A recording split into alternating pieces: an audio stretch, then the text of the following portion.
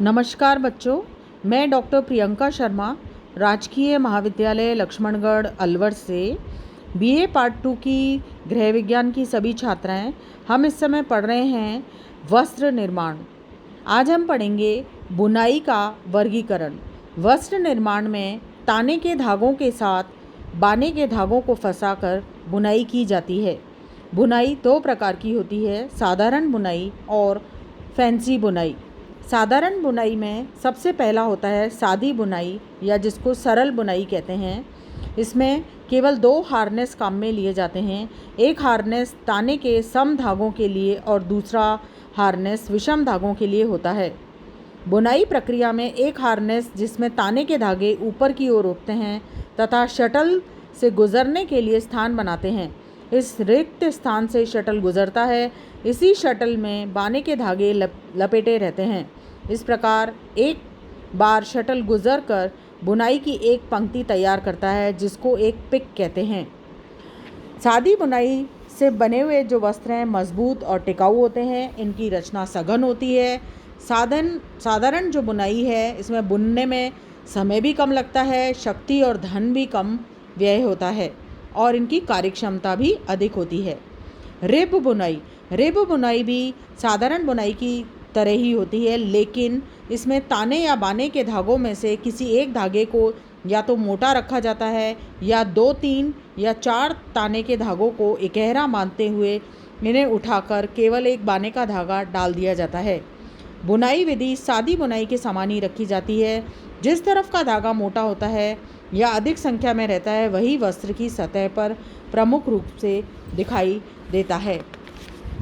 तीसरी होती है बास्केट बुनाई भी सादी बुनाई का ही एक रूपांतरण है। इसकी बुनाई भी सादी बुनाई की तरह होती है, परंतु ताने या बाने के धागों में अंतर रखा जाता है।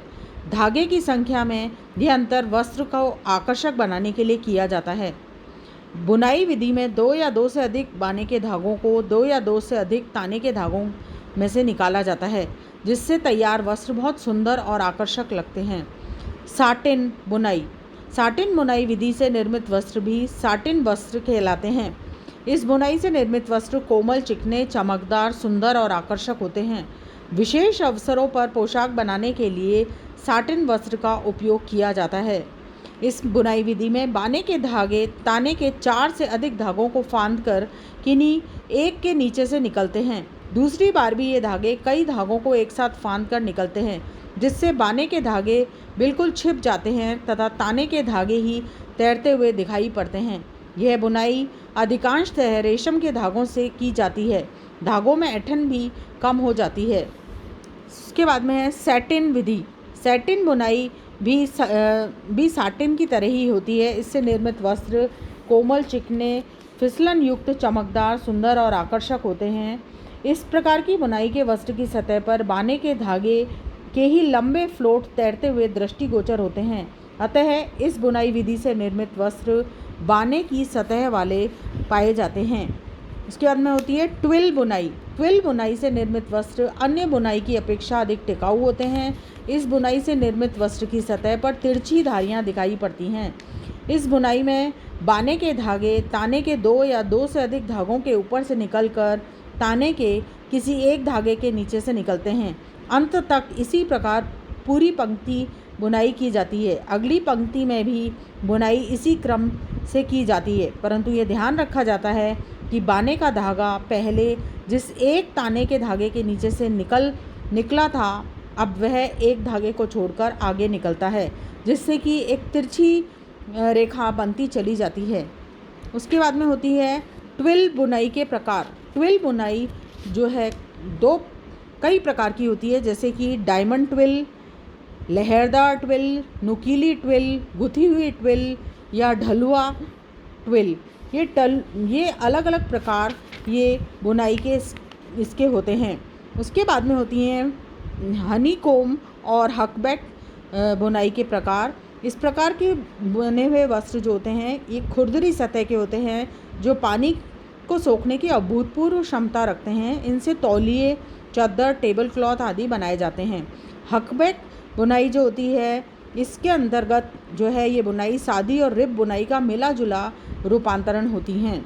उसके बाद में होती है फैंसी बुनाइयाँ। फैंसी बुनाइयाँ इसमें सबसे पहले होती है पाइल या रोएदार बुनाई, जिसके अंदर बीच बीच में धागों के फंदे निकाले जाते हैं। किन्हीं वस्त्रों पर इन फंदों को बिना काटे हुए छोड़ दिया जाता है, जिससे कि ये वस्त्र की सतह को चिकना और मखमली और रोएदार बनाते हैं, जो कि वस्त्र की अवशोषकता और उष्णता को बढ़ाता है। उसके बाद में होती हैं डॉबी बुनाई। डॉबी बुनाई जो है, इससे बने हुए जो वस्त्र हैं ये डबल क्लॉथ या जिसको कहते हैं कि द्विवस्त्र बुनाई इस होती है, इसको डबल क्लॉथ बुनाई कहते हैं।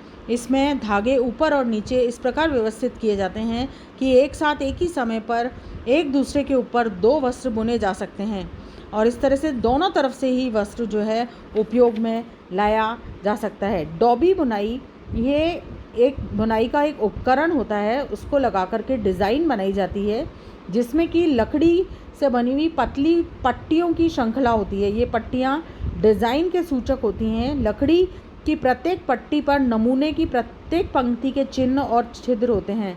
इस प्रकार से ये एक पंक्ति जो है ये इसमें तैयार हो जाती है। डॉबी बुनाई से प्राय ज्यामितीय नमूने बनाए जाते हैं। बच्चों की ड्रेस, शूटिंग, शर्टिंग्स, इस प्रकार के जो वस्त्र हैं वो इससे तैयार किए जाते हैं। क्रेप बुनाई, इसमें खुरदरा और झुर्रीदार प्रभाव डाला जाता है। कॉर्डियार बुनाई, इस प्रकार की बुनाई में ताने के एक धागे एवं बाने के 2 धागों का प्रयोग किया जाता है। बाने का एक धागा रोएदार होता है। मखमली बुनाई, इस प्रकार की बुनाई में मखमली प्रभाव उत्पन्न करने के लिए वस्त्र की सतह के ऊपर तैरते सभी धागों को मशीन से काटा जाता है, जिससे कि वे बिखर जाते हैं और रोएं दिखने लगते हैं। लीनो बुनाई, इस प्रकार की बुनाई गाज बुनाई भी कहलाती है, जो कि सादी बुनाई या बास्केट बुनाई की तरह होती है। जैकॉर्ड बुनाई, इस जैकॉर्ड करघे से इस प्रकार की बुनाई की जाती है, जो कि काफ़ी जटिल और भिन्न प्रकार की होती है। ये सभी से भिन्न इसका करघा होता है, जिसमें कि जटिल बुनाइयाँ करी जाती हैं। सोफ़ा सेट के cover, cushion cover, brocade, tapestry आदि वस्त्र जो हैं इनसे तैयार किए जाते हैं। स्वीवल बुनाई, ये भी फैंसी बुनाई की ही विधि है, परंतु इस विधि से निर्मित वस्त्र बहुत मजबूत और टिकाऊ नहीं होते हैं, क्योंकि धागे आपस में अच्छी प्रकार से नहीं फंसाए जाते हैं। नमूना पूरा होने पर बीच से धागे काट दिए जाते हैं, इसलिए इसके प्रयोग के पश्चात ये वस्त्र धीरे धीरे उधड़ने लगते हैं। इस प्रकार से अनेक विधियों के द्वारा बुनाई करके वस्त्र तैयार किए जाते हैं। धन्यवाद।